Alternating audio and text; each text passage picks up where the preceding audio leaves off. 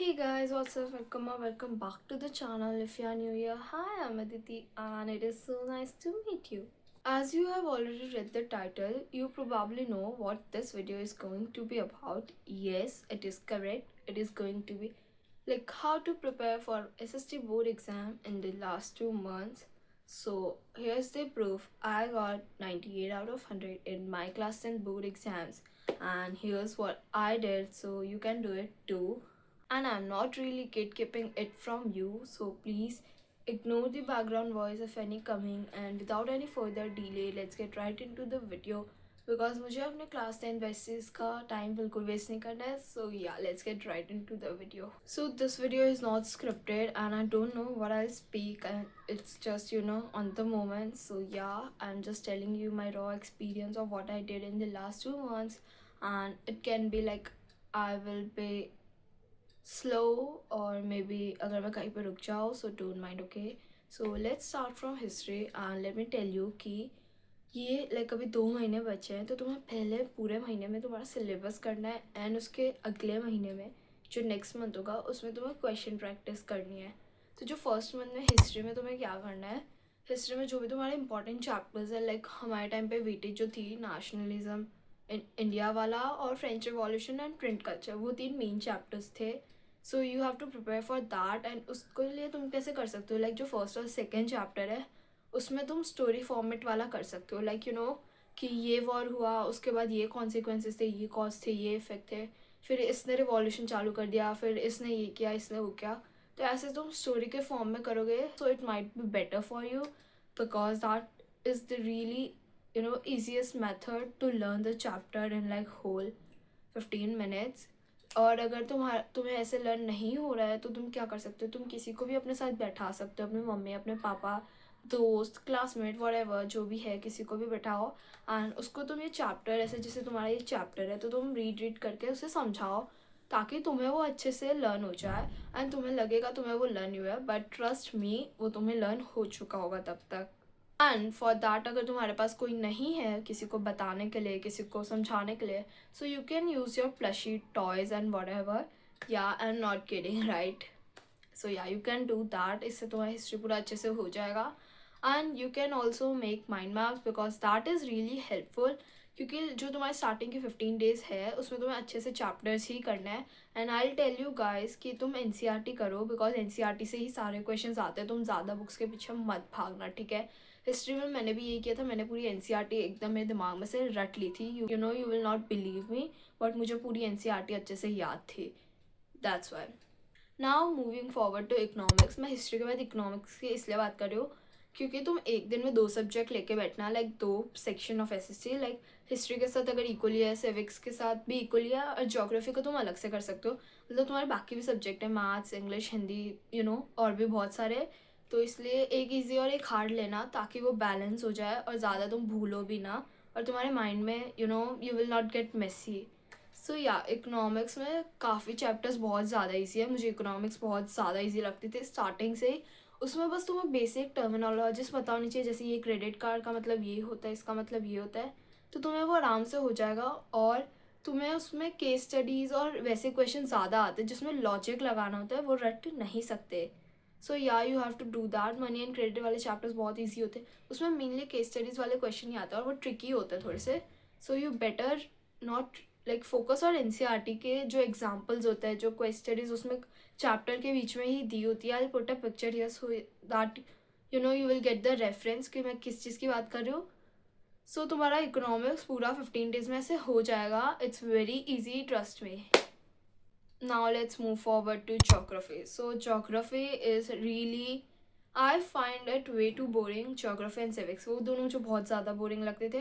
तो geography के लिए तुम क्या कर सकते हो, तुम उसे रट्टा मार लो. या ट्रस्ट मी, तुम्हें वो लर्न करना ही पड़ेगा. उसमें समझने जैसा कुछ भी नहीं है, तो वो रटना ही पड़ेगा. और मुझे पता है कि तुम्हें इतना सारा याद कैसे होगा, बट वो हो जाएगा. यू कैन यूज़ ओसवाल्ड की टेक्स्ट बुक्स, क्योंकि मैंने भी वही यूज़ की थी. And it is not paid promotion, I am genuinely telling you guys, क्योंकि मैंने यूज़ किया और मुझे पता है. उसमें टॉपर्स आंसर शीट दी होती है, then you have like memories based question, और उसमें मिस्टेक्स भी दी होती है कि बच्चे ये मिस्टेक करते हैं तो तुम वो ना करो. और फिर इसमें टिप्स एंड ट्रिक्स भी दी होती है कि तुम ऐसे इसको लर्न कर सकते हो. तो yeah use Oswaal works for geography.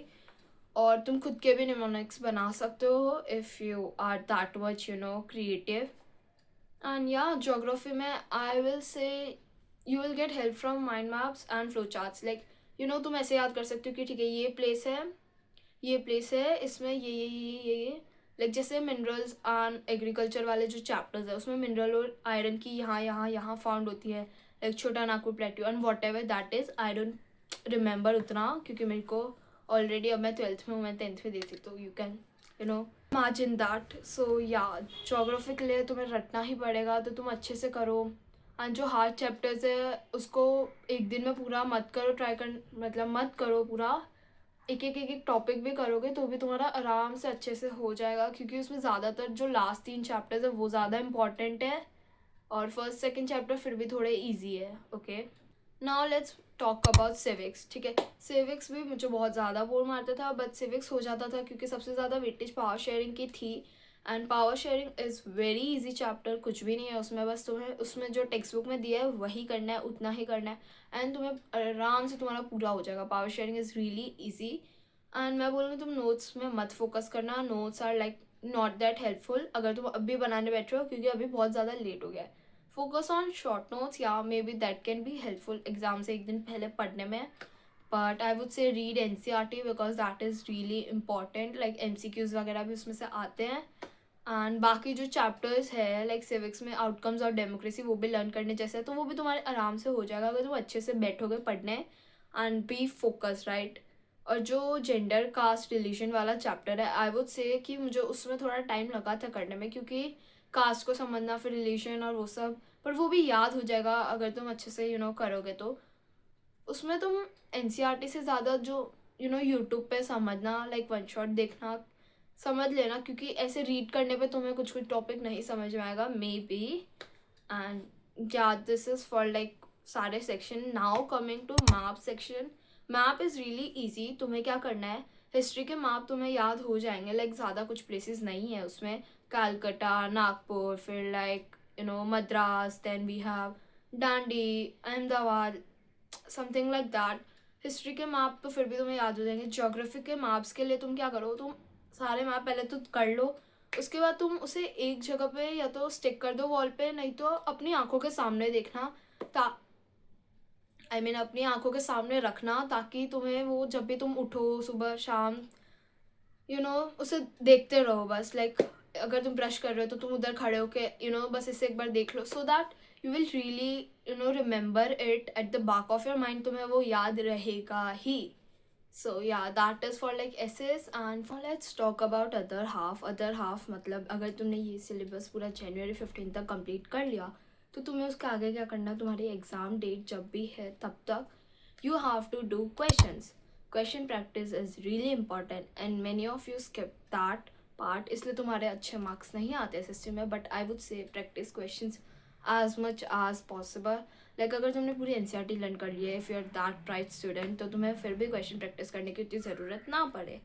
But अगर तुम नहीं हो the bright student so you have to really practice questions ताकि तुम्हें आइडिया हो जाए. MCQ इस टाइप के आते हैं, असर्शन रीजनिंग इस टाइप के, केस स्टडीज़ इस टाइप के आते हैं, लॉन्ग आंसर्स इस टाइप के आते हैं. You will get the idea. And now let's talk about कहाँ से करना है तुम्हें क्वेश्चंस, तुम कहाँ से लाओगे. So don't worry, you do not have to spend a single penny. तुम्हें कोई भी बुक्स खरीदने की ज़रूरत नहीं है. I would never recommend you कि तुम ये बुक्स खरीदो. नहीं, तुम्हें पैसे लगाने की बिल्कुल ज़रूरत नहीं है. यू कैन डू इज़ जो NCERT के बैक क्वेश्चन है वो कर लो. उससे मुझे पता है कुछ नहीं होने वाला है क्योंकि उसमें बहुत कम क्वेश्चन होते हैं. So you have to do कि तुम CBSE की वेबसाइट पे जाओ. I just maybe I add in the description box. तुम उस वेबसाइट पे चले जाना. वहाँ पे तुम्हें बहुत सारे हर ईयर के प्रीवियस ईयर क्वेश्चन पूरे जो आए थे ना क्वेश्चन पेपर, वही क्वेश्चन पेपर मिलेंगे. Solve that and it will be really helpful क्योंकि वो बोर्ड्स के एक्चुअल पेपर है तो तुम्हें वो बहुत ज़्यादा हेल्प करेंगे. मैंने उस वाल की बुक सॉल्व की थी बिकॉज मुझे वो वेबसाइट के बारे में तब खाली मुझे इतना पता था कि वहाँ पे सैम्पल पेपर और एडिशनल क्वेश्चन पेपर आते हैं. मुझे नहीं पता था कि वहाँ पे पिछले साल के भी पेपर मिलेंगे, वरना मैं वही सॉल्व करती. And now I am doing it in my class 12th में. मैं उस वेबसाइट पे जाके ही सॉल्व कर रही हूँ. So it will be really helpful, क्योंकि तुम एक्चुअल बोर्ड्स के क्वेश्चन सॉल्व कर रहे होंगे, ना कि कहीं बाहर के. तो बोर्ड्स में जो टाइप के आए थे, बोर्ड्स में रिपीट भी होते हैं क्वेश्चन जो इंपॉर्टेंट होते हैं. So you can solve that which is really important. That is PYQs, जिन्हें हम बोलते हैं प्रीवियस ईयर क्वेश्चन, वही होते हैं. So solve that and you will be good to go, because इतना ही करना है तुम्हें, ज़्यादा कुछ करने की ज़रूरत नहीं है. एग्ज़ाम की जो गैप मिली होगी उसमें you can revise your short notes, you can revise जो भी तुमने किया हो अभी तक, एक बार सब चैप्टर्स जैसे अपने माइंड में रिवाइज करो, और you can practice question. But exam से एक दिन पहले प्लीज़ रिलैक्स करना, तुम्हें स्ट्रेस लेने की बिल्कुल ज़रूरत नहीं है. इतना कुछ भी होने नहीं वाला है, कोई हार्ड पेपर आएगा नहीं. आई मीन इफ़ अगर तुमने पढ़ा होगा तो तुम्हें ईजी लगेगा, बट अगर तुमने नहीं भी पढ़ा है सो डोंट टेक स्ट्रेस. जितना भी तुम्हें उस टॉपिक के बारे में पता है, अगर तुम्हें कोई क्वेश्चन नहीं आ रहा तो जितना भी उस टॉपिक के ऊपर आता है ना वही लिख दो, वहाँ पे तुम्हें हाफ मार्क 1 मार्क मिल ही जाएगा. So yeah do that. And now I would like to give you some bonus tips so that it would be really helpful for you guys to score 98 like I did out of 100, and I wish कि तुम 99 100 भी लेके आओ. Okay, and for that tip number 1 is like presentation. या तुमने ये हर video में सुना ही होगा, अगर तुम मेरी वीडियो देख रहे हो तो तुमने बाकी वीडियोस भी देखी होंगी, but I would like to tell you कि प्रेजेंटेशन मैटर्स रियली.